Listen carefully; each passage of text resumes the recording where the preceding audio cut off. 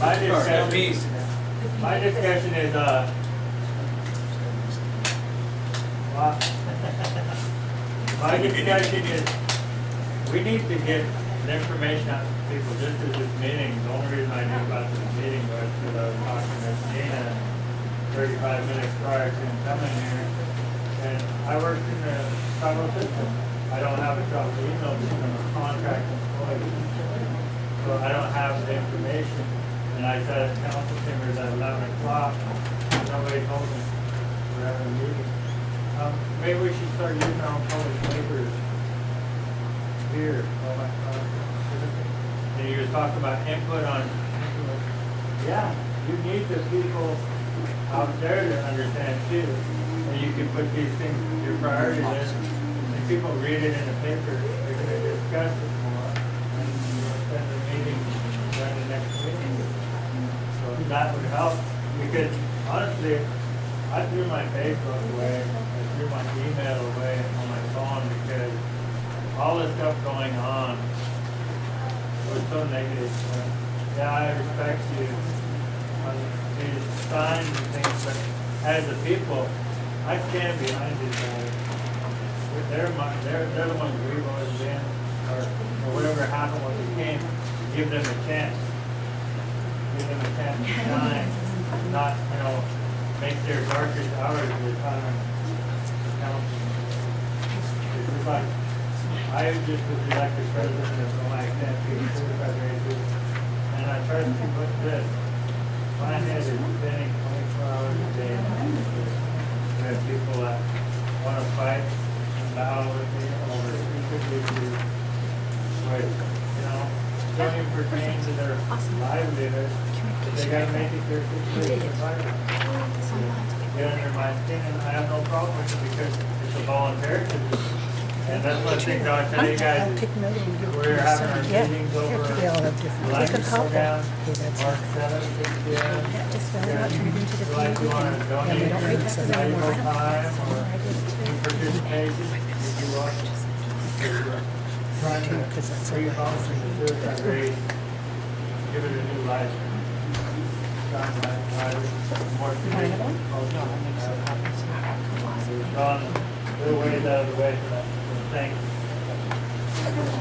One recommendation I have, that is raise the color wood, inch lane wood, and I don't want you guys changing so much, it's like a white man's race. Keep it traditional. My environment. One of the successes is I used to run in the players like campaign. We need a little bit of that to bring people in, yes. One of the things was we had somebody offer, they gave us $5,000, but they said they'd give us another $5,000 if they could be honorary starters for one race. And then I went, no, and people flipped like, what are you doing? That's $5,000. I said it's changing who you are because you guys complain about the start. You put somebody honorary up there and people say, why not vote? We've got a bunch of wineries here. So that's where we're going with things like that. It is. 2,000 standby. Yeah. Well, you guys do the line check. So, yeah, different things that we're doing. You guys, I've called Audrey, talked to you. There is some situations where we get together more, being available to all of our things, availability. I tell you what, I've said this all the time, whenever I'm in council, there is no food time. You walk everywhere, somebody that you can together. Sometimes I turn my back and hide from them because they want to talk about Just as a friendly reminder, I agree with Aaron that we need to try to advertise when our meetings are being held more frequently, but just as a reminder, it's every third Thursday of every month. Seems like our members have a short-term memory when it comes to that, but when we don't have it, they sure let us know. And then they say, well, we didn't know there was a meeting. I say it at every meeting, every third Thursday of every month. At what time, Benny? 6 o'clock. Last month it was 5:30. All right. So that's why I asked this month. We got a head start on you, Mandy. All Sorry. right, never again. I'm just kidding. Gotta keep you on your toes sometimes. Ready? I think we should put a freeze on non-travel hires throughout our tribe. No, understand? We're on the 1% community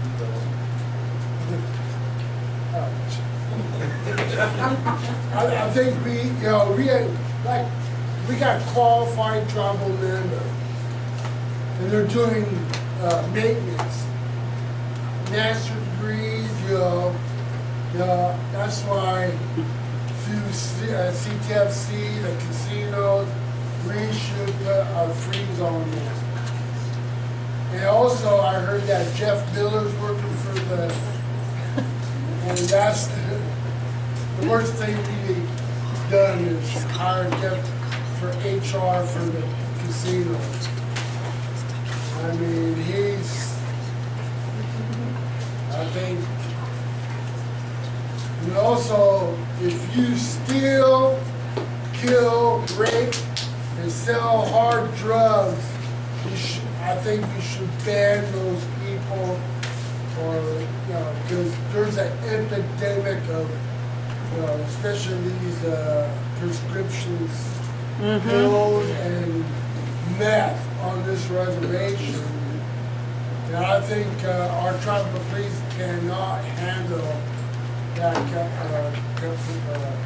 can't handle it. Usually they're sitting in that office, we gotta see more tribal cops doing their job, and we go so hard to see them. But you see the county and state patrol, no problem. I think,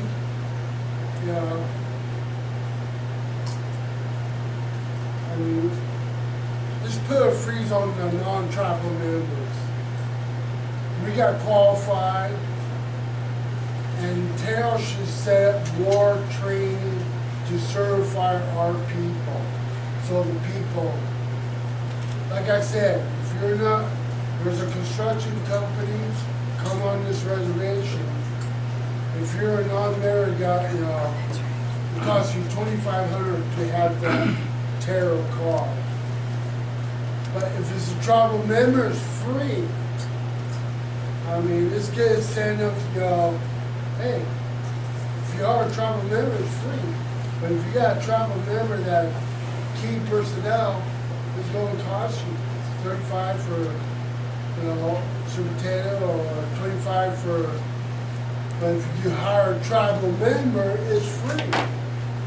Let's get that out there. I mean, also the tarot fee should stay in tarot so they could train us people instead of taking in and putting the jail funds, leave it for a couple of years and develop classes, because we're the highest rate of employment is outrageous. Yes, go ahead. All right. I've been very adamant with the few times that Terrell's been in for updates in our committees and telling them that, just looking at our quant here, that is with the restoration, we're looking at, what is it, 30%, almost $29 million. And I said, so they know we're gonna be putting all this money in the restoration. We've created a restoration task force, right? We've got a task force that's addressing the needs and the issues that we have in our forests and our waters, I've heard roads, I heard culverts. So we've given direction at the council that they create their own task force, which they have. They've been meeting I don't know if it's once a week, once every 2 weeks, something like that, every 2 weeks, and trying to address our needs and finish. And so what I've been telling Terrell, and this is just one council, is that you know that these jobs are coming. You need to start training our people, getting them qualified, certified, so that when the jobs start this spring, we've got as many tribal members qualified and trained as possible, instead of waiting until the job gets here and then say, well, it starts tomorrow, we don't have any qualified tribal members, so we're gonna have to issue some work programs. $2,500. We've addressed that issue, or I have tried. And then on the, one of your other comments, as far as hiring through the CTFC board, that has nothing to do with council. They have their own. It's our CTFC. It is, but they have their own CEO manager, and they don't come ask us who they can hire, who they can't hire. That's out of our control. The other thing I want to address is you talked about the addiction for pills and everything, and I want to acknowledge Michelle and Garnett for last night. Had a meeting, right? Over here at the TV room Won't be every every Wednesday. Wednesday at But 7. we changed it over to Friday. You gotta bring a towel, a sweat. No, but can you just kind of tell us real briefly what the meeting was about? It's just like sort of like a talking circle. We have AA and NA meetings every day here in Omak, and Wednesday. And through my experience, there's a lot of people that don't feel comfortable in AA and NA. They don't want to go. They have trouble opening up in there, and so we just wanted to offer something else for those people, the ones that aren't going to go to AA and NA. And as a talking circle, we don't have to stay up and all of that. And it's just about, it's not all just about addiction and stuff. It's like we want to start those things in the community to build up the community, get us closer. So it's just that, everybody's welcome. But I was over here, my daughter was putting herself in. I'm trying to support her, but I got kicked out. Confidential. That's, There's another option for it. How did you make it?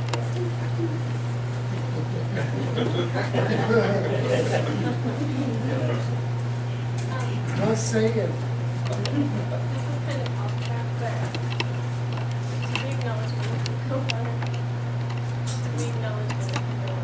I know it's been an issue with council, and I thought that I understood it, because I know that you guys won't say it and talk about it, but to me, doing, I am what I am starting to do randoms very soon. And I was told that we don't acknowledge medical marijuana, but we have changed, we implemented that we're just giving a definition of prescription and a recommendation. So if somebody was to bring the you can get prescriptions for medical marijuana, or recommendations, or a card. So if they were to test positive, do they bring in the card and prescription? Because I was told to do like this. And we got a meeting with Dana, and Dana said, you treat it like anything else, high dose, anything that's opiates, you treat it like anything else. So if they were positive and we showed a prescription just like with opiates, then it's good. But then on the other hand, we were saying, well, then it was all Why? so I'm confused because I'd rather not even do random because, yeah. But I'm told, Tennessee Creek has already sent me, cold randoms already and sent me the list. And I am like,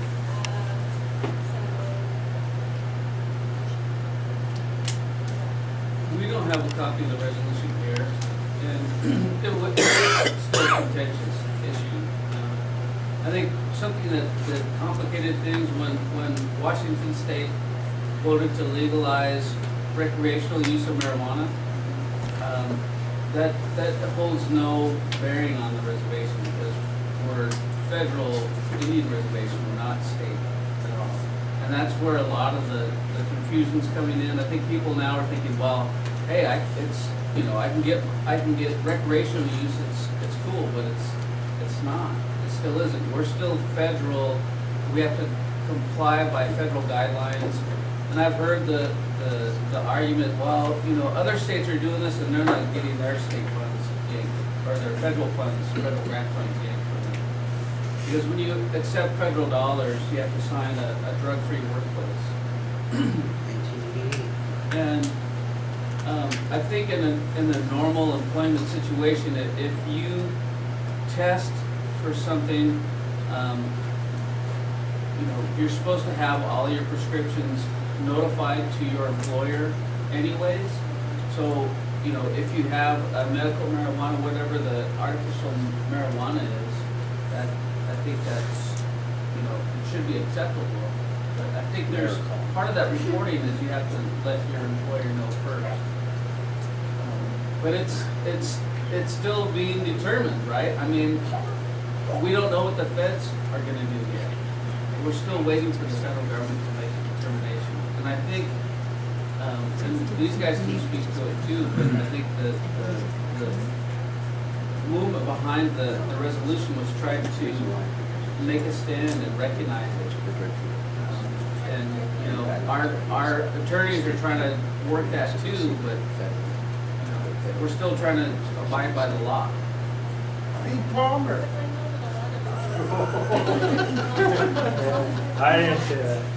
a lot of it's not, clear to everybody, and so I was told different, other things, and I eliminated some of the list for random relates to stuff that we didn't know. But I don't want to be put in the position where, like, we get, I'm sure I'm gonna get a lot of calls. I was told, to ask for the prescription that I was saying, and I was told, no, we don't want to acknowledge it. Sounds like we need to bring this back, bring in the staff here with our ORA and clarify this issue. But there is a resolution out there that adopted the state had the same standard on medical marijuana, which was you had to have it had to be medically prescribed, pain reliever method. And that was the acceptable part of it. And so the way that they wrote it is the same way that we wrote it for medical marijuana. And and I'm not afraid of any, to voice this out loud, I am 100% behind medical marijuana. And I have personal issues, my son, with his cancer issue, when he was in his final stages, he could either choose methadone and morphine, or he could choose medical marijuana. In his final stages of pain relief, he could choose those harsh drugs, or he could choose marijuana. Medical marijuana could deal with that issue. And I was thankful and grateful that they had medical marijuana available to him, because it prolonged his life a lot longer. These drugs that are currently legal in our system and have been legal in the federal government kill people faster. They kill their liver, they kill their kidneys a lot faster than medical marijuana. Yep. See, I don't oppose to this.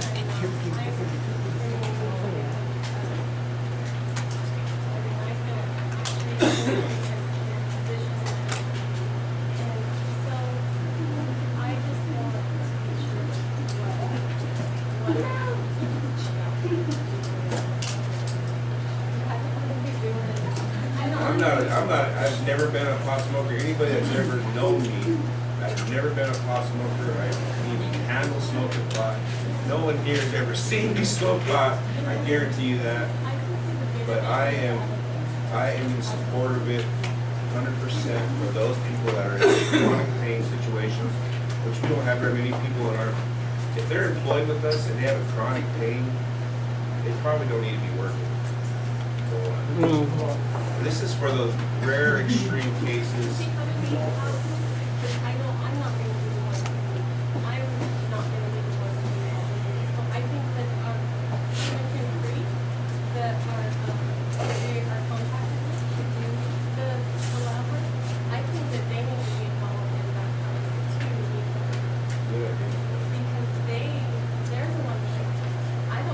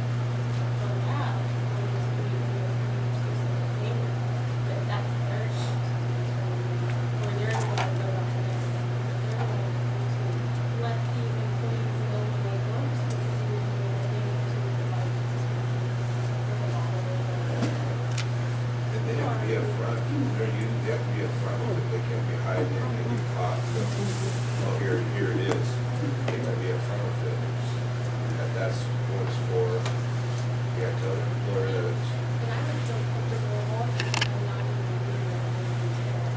even. I can answer your question. Go ahead, we got them over here. Usually. I can answer your questions about that in the aspect that, okay, one of the things that is very important, we need to first talk about prescription. Marijuana is never prescribed. It is a treatment that's recommended. So there's no prescriptions. The medical marijuana card is not a prescription. Now, what was put into... Marinol is. Marinol. Yeah. Marinol is a different form and it's a synthetic. As a synthetic, it doesn't measure the same as the nanograms as the smoking it or even ingesting it or however you want to utilize that. It's really important, and I agree with Nina. I've seen 3 of my family members go through terminal cancer and know how that helped them in their final stages. But there's a difference. There is a difference between chronic pain and utilization as a treatment plan versus recreational use.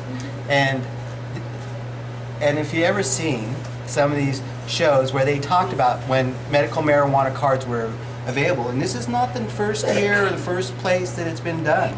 I mean, we're talking over 10 years ago that such a thing happened. Someone said, oh, I think I got glaucoma, and you got someone prescribing a treatment plan. And that happened. And it does happen. And so one of the things that we need to talk about, and Kelly mentioned it very well, you don't want to be the one that says, well, at this level they're intoxicated, is what is the term I think we need to use. Because we have a different substance abuse, alcohol, that we talk about intoxication, okay? But it also goes into the prescriptions, and you're quite right. Things that are prescribed to you are actually killing you. It's a temporary relief. But what is the temporary relief? Either you're going to have this constant pain, or a lot of times it's terminal. Now, as far as those individuals that are terminal and this is going to prolong their life, they still want to be productive members of society, right? They're going to work, and if we can do that for them, then great. But one of the things we need to do to ensure ourselves as tribal members is talk about the intoxication level, and what does that really mean?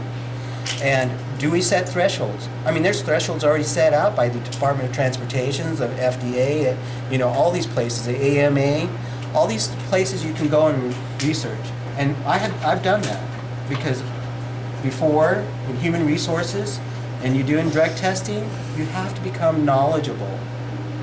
And you can't just rely on what someone else is telling you. So don't rely on what I'm telling you. Look it up. You can look it up for yourself on the American Medical Association, Department of Transportation. You can go into the 1988 resolution where information from the federal government that states that all federally funded programs must have a drug test or drug-free workplace. So these are things and information that needs to happen, and I agree. It shouldn't be up to one individual, but the process should be well defined, and at what point is someone intoxicated, and what does that mean? And again, going back into the job descriptions, can they work? Is it allowable? A lot of these things that you say that should be known or an employee must give to the employer, the answer to that is no. You've heard of HIPAA, right? Okay, if I have cancer and I'm all on all this medication, and I go to my drug test and it says, yeah, he has prescriptions, and I get a negative test, which is what you want, they can't disclose that I'm on this medication.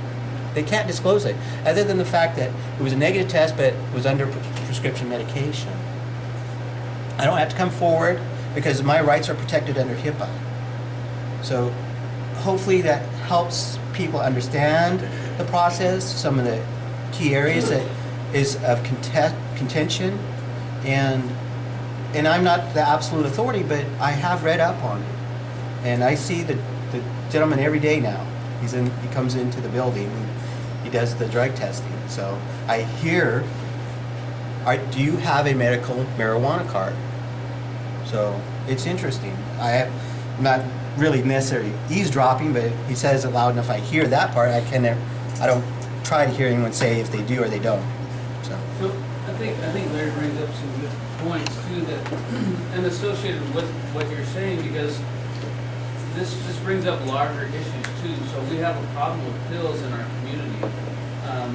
So I met with the person at the state that's trying to figure out the way he's gonna implement this recreational use marijuana. He's the charge of the state's alcohol and tobacco board or whatever. They're having a similar problem, and also in IHS, when you see a patient that has a lot of prescriptions for opiates and all these other things, and then when you see them, when they take random drug tests and they have no opiates in their system, they're getting all these prescriptions, and what are they doing for pills? They're selling them. So if they have no opiates in their system, why are they getting, so those are the unintended consequences that we have to face up in our community, because, there's a black market out there for those pills. Everybody knows that. And how are they getting out there? And so IHS is trying to figure out a way, when they say different field offices and their prescription are going off the charts, per so many members, they're like, something's up here. So when, that's, something that as policymakers, we're gonna have to look at and try to figure out ways that we can, because we gotta stem that, we gotta stop it somehow, and how do we do that? Do we empower the police to be able to, we don't wanna, intrude on people's privacy, but we also don't want people killing our tribal members and our young people.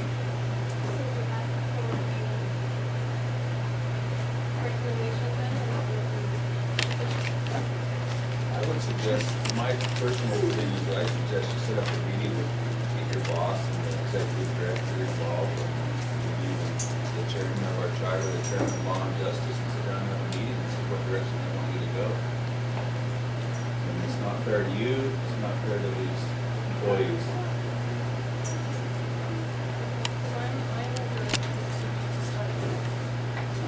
ASAP, next week. Just for your own protection, I would listen to your supervisor first before anything else, because they're the ones who's gonna be, holding you accountable for whatever. So that's my suggestion. And then later on down the road, we can, we need to address this. What does she do? Listen to her supervisor, number one. I know, but to give the test, but what does she do with the result? How does she judge? Medical review officer. Huh? Have a medical review officer. But I mean, this is something she's talking about next week. The place where the drug is tested at, there's a lab and there's a medical review officer that reviews that and will explain it scientifically about the thresholds, why they were set. But that information is also available. And as far as you just need to have a medical review officer from the lab. It usually is included, and just a statement. It's a positive test, and that's all that needs to be said. Well, what does she do with the result? I guess is her question. Yeah, my That's question what I is said. when, say on Tuesday, I get 50 positive results. We ask for a recommendation, and if they have the not the prescription, but the recommendation, and then that's good. I mean, I'm not sending it to the medical review. We don't even need to know that, because I'm not worried about the threshold. All I care about is if it's positive or negative for any of those things we're testing for. And that's all I look at. I don't even look at the nanograms. I don't care about the nanograms. So I'm not sending it off to a medical MRO. I'm just wanting to know if I get positives, is David, the collector, just going to ask for the medical card, and I'm gonna wait for them to give me a recommendation, or am I just, that's what I'm unsure. When I came across this, when I worked in HR, what had happened is, okay, we get back a positive test, contact the employee, stated we received a back a positive test. Of course, you can get many variety of people stating things that, oh, I forgot to bring in my prescription, or, well, you know, this one time I used my sister's brother's, you know, his friend's hydrocodone because I was in pain that day. But again, there's a truism about that scenario, and it's a positive test. And I believe the EPM talks about what to do in a positive test situation. So the employee's notified.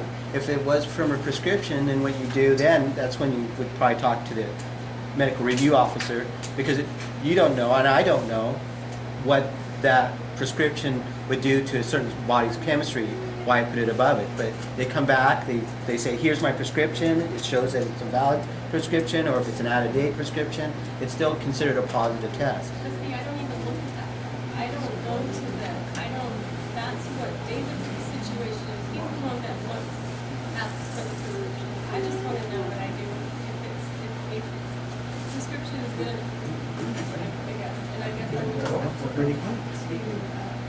because we agreed that it wasn't, that we didn't acknowledge it, that it wasn't gonna work, whether that a positive THC was positive and that was it. And then we had up there, then Debbie said, no, we have to ask for a prescription. But if they didn't have a prescription, then we don't do anything. I hear what you're saying on that, on the THC, so it'd be. Kind of losing track here. Sorry. I'll have you guys talk later on, but, or we can also go into we can, you know, consider earlier, that meeting to clarify those issues. Yeah, my question is that, about our salmon harvest. I think I've mentioned it to some people that, why can't we take the salmon that we got and create a market for it, and that'd help fund some of these projects. They've caught thousands and thousands of salmon here last summer. Up in that freezer up there, I had about 7,000 of them. Right now, I've probably still got 3/4 of them left. People are not coming to get them. It's going to be about 3-4 more months. We're going to start the process all over again. There's only one place for them to go, and that's in a big hole someplace. Did you already try with our food substance food program? You know, the thing of it is my job right now is just when somebody calls me up and wants salmon, I go up and get it for them. Unlock the building and get it for them. Every district around here knows that I've got salmon up there.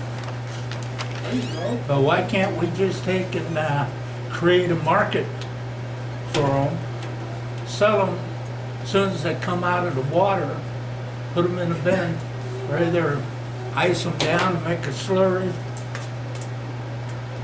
get a market over there in Seattle someplace at a cannery, get some of them canned up and bring back here and distribute that.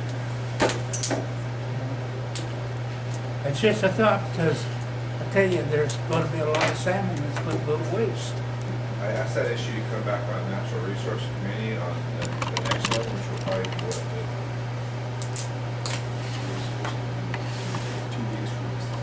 2 weeks from 2 days ago, whatever that is.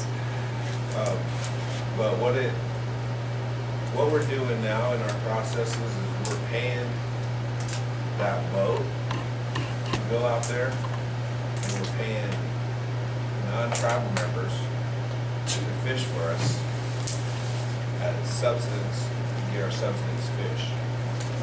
And then we're taking those, there's tribal members and non-tribals there, but we're paying that boat to go down there and collect all the fish for us, and then we're bringing them back, and then we're putting them in storage. And some people were asking, well, you know, if you guys are paying money to these guys, why don't you guys just pay money to our own tribal fishermen and let our tribal fishermen collect that salmon, and then you You know, you have your tribal fishermen collecting the subsistence fish, and you're paying them for that, rather than paying that boat, you pay your fishermen on the ground. And it's been talked about for the last 2 years, and trying to get it on the next NRC meeting to discuss what we do with that, because last year we had almost 3,000 fish that we didn't catch. We didn't catch our quota, and then in 3 more years, because our new fishery's coming up, we're gonna have a lot of salmon. That's right. We need to have a plan for that.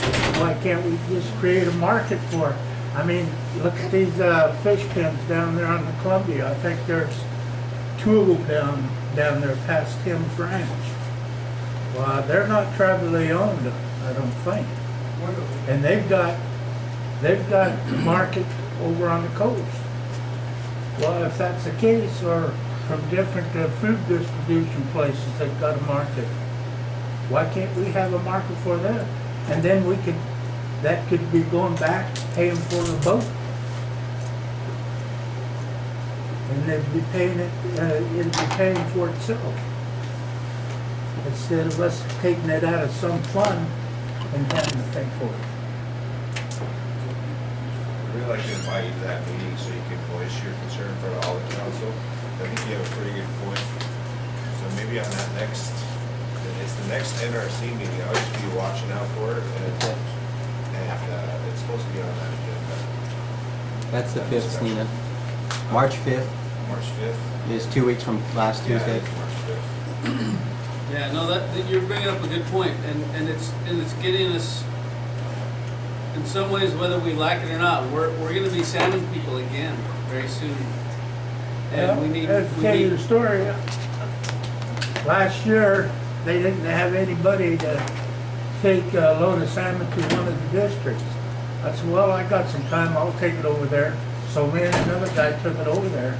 And we parked there by the store, and we sat there, and people, we had to sign up, and we hollered out at people, say, hey, we got free sockeye here, fresh.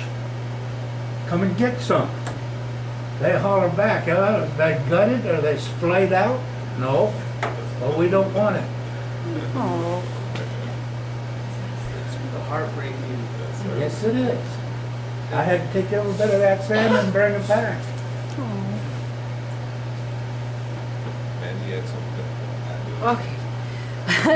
okay. Well, he's talking about all this leftover salmon and everything. One of the things that I would suggest is you start contacting the committees, the people that have to fundraise. Start telling them to contact him and get that fish out of there. They can fundraise that fish, not last year, the year before that, when I was on the encampment committee, we got fish from him and we smoked it and we had a fundraiser with that. Another thing is, yeah, you mentioned the food bank already. I think there was a problem there. But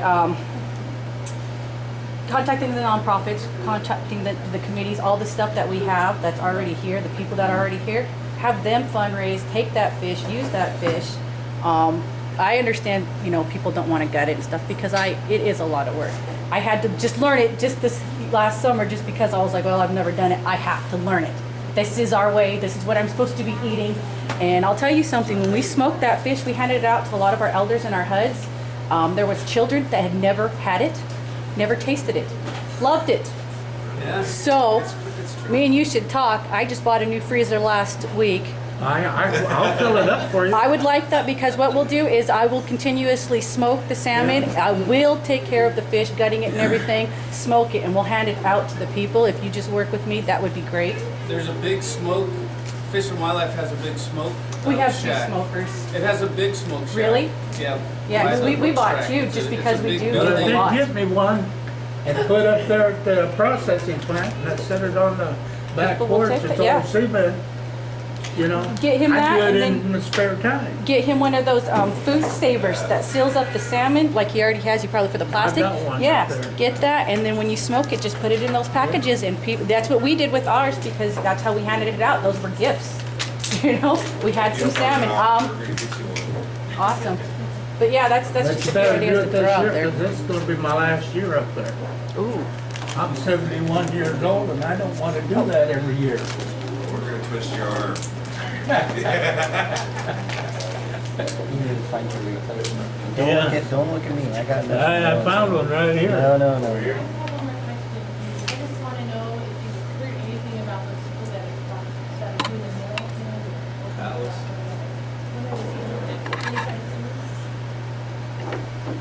Get hired. What is that? Okay, we are in negotiation with a group called Atlas. And, what we're shooting for is to have an agreement with them signed, doing two things.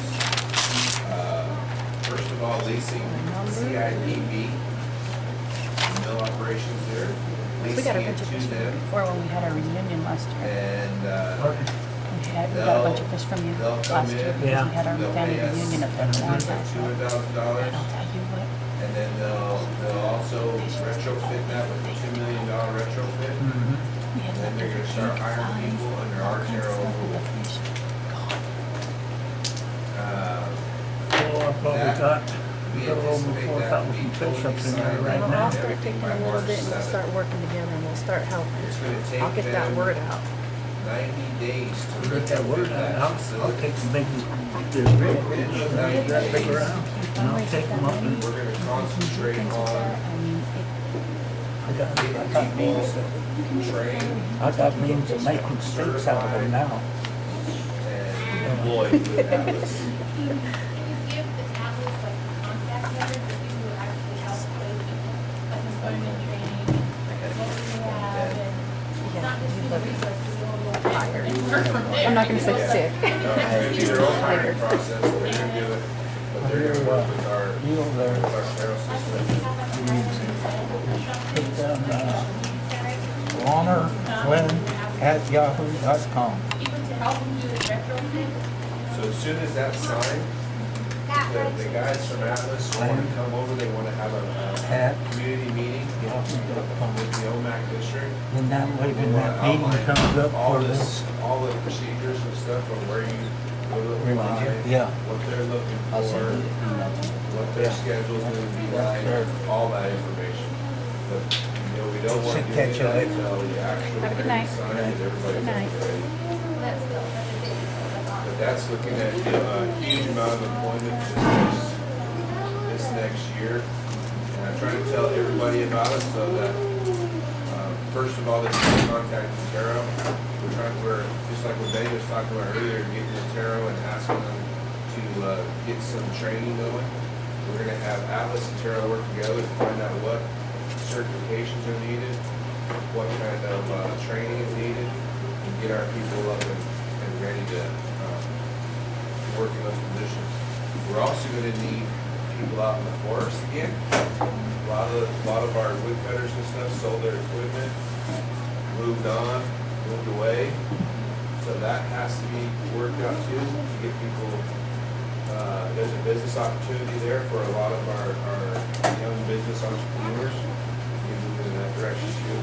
And hopefully we can get somebody going that direction as well. Have a job, spend half an hour.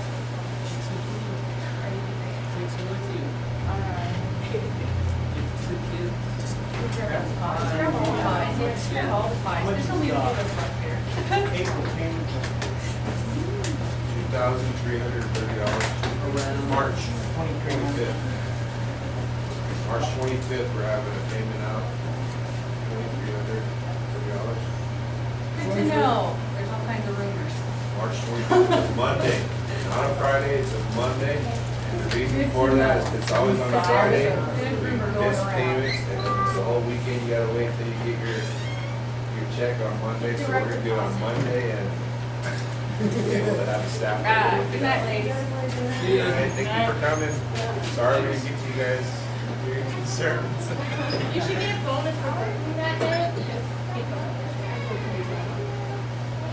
Yes. Admin? Okay. So, I've asked this question a couple of times already. Just curious, are we still working on getting a Boys and Girls Club within our reservation for the time as I was in charge of that, and it's been, oh, you guys are just grinning away. So I'm just curious, where are we on that? Did we drop it? Did we just kind of let it fizzle out on its own? What did we do? We had, Well, I wasn't there, come on. Did you guys talk to anybody from Boys and Girls Club? Yeah, we actually had, what's his name? Cattle member from Coastal Tribe, I can't think of his name now. Came in with our tribe. They came and presented in committee, and we discussed it in committee, and there was a lot of support, but it comes down to, it always comes down to money, funding. There again, the No, fish. it was fundraising. consensus from the table to move in that direction. So, I don't know if there's a formal resolution. he's shaking his head no. About culture, working group. You actually can do that. They're actually trying to do the Girl Scouts for Native Americans and Boy Scouts for Native Americans now.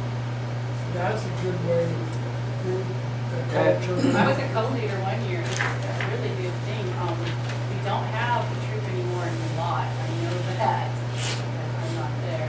But there is one in Okanagan, Brewster, Omak, and out of all of them, there's a few truck members that can go in there. A lot of the kids, though, they just, when you're in the Girl Scouts and Boy Scouts, you have to be able to get there. If your parents don't Yeah. drive you there, it's impossible. I've got 2 kids in Girl Scouts right now. One goes weekly, the other goes every other week, and they both land on the same day. One's for Omak to be picked up at this time, one's in Okanagan to be picked up around the same time, and I have to try to figure that out every time. But, you know, the Boys and Girls Club, it should never be dropped. I mean, I understand that you have to have consensus, we have to have some money. You can just mimic it, you can start it off anywhere, release a space. It doesn't have to be grand to get it up and going. So, just a suggestion. Benny, there's actually some funding through HUD too for this. Through the HUD housing? Yeah, actually, hey, that's another thing, you're on that committee, aren't you? Yeah. We're gonna have to talk, I won't do it right now. I'll wait till this meeting's over, turn the camera off. Is that back I got some in the, questions. yeah, it was back in the nineties, we first started trying to. HUDs are specifically supposed to have activities within every single HUD housing for children and for the elders. It's in the policies. That's regulated. Haven't ever seen it. There's Never. supposed to be activities for the disabled members, the elders, and those kids. It's never happened. A lot. How many years without a park? It's in the regulations. You're on that committee, so I'm gonna hold you accountable for that one, for now. I know where we're at on that. I know we're fighting. They're separate from us and they claim. But you're on the committee, which means you have some pull and some leeway, and your council, which means you can get things done. Uh-oh, that's the mark. Why do you? To a certain point. So, I mean, I understand that there's committees, there's procedures and everything, so they can do their procedures, because guess what? Those activities are not there.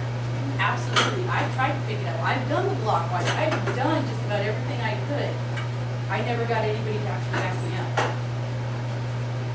And nobody trained me. 6 months I did that block watch, nobody trained me. The only reason I was able to do it is because I worked for security for 2 years, and I just went off of how, what, when, where, why, all the questions that you completely ask every time. And went by the rules and just told people, these are the rules. Don't like them, I didn't put them there. I'm just trying to help make sure you follow them. Can I go on? Sorry, I'm gonna ask the Well, questions. we've kind of lost everybody. Well, we're still okay, here. I'm No, still here. no. I think we should have, the salmon, I was on the coast working, and I bought salmon, pepperoni style,